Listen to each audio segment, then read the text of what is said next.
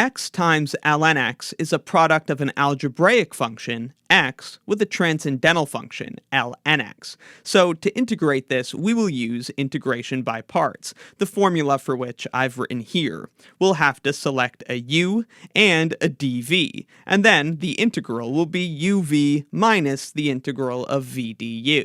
Since we have to integrate dv to get v, we want to make sure that dv is something we can integrate. We can integrate ln x, but that gets pretty messy, so we might want to try letting dv equal x dx, and then that will leave u to equal ln x. Remember, we get to pick u and dv, but we must differentiate u to get du, and integrate dv to get v. So taking the derivative of u to get du, we will find that du is 1 over x dx.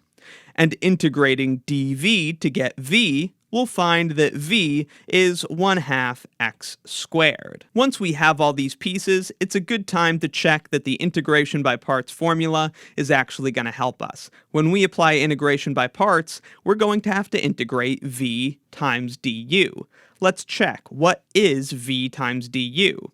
It would be this multiplied by this, and that is going to be easy to integrate. So let's proceed. So applying this formula, we have u, which is ln x, times v, which is 1/2 x squared.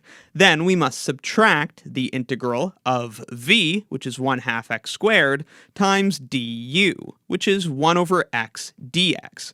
You can see that this works pretty well, because we can take the 1/2 out of the integral, that doesn't matter too much, and then x squared times 1 over x, we'll be able to cancel out a factor of x. So that's going to leave us with this term, which we can rewrite like that, minus, we took the 1/2 out, so minus 1/2, times the integral of just a single x. This was x squared, but we canceled out one of those with that 1 over x. So now it's just a single x. And now, of course, this is a very straightforward integral. The integral of x is just 1/2 x squared. So from here to here, we just integrated x to replace that with 1/2 x squared, and then of course we have to add that arbitrary constant.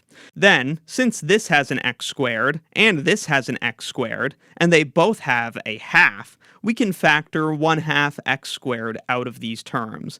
So there's 1/2 x squared taken out. That just leaves ln x in that first term. And if we take a 1/2 x squared out of that second term, that just leaves minus half. And of course, we still have plus c. And that's it. The integral of x ln x using integration by parts is x squared over 2 times ln x minus a half plus c.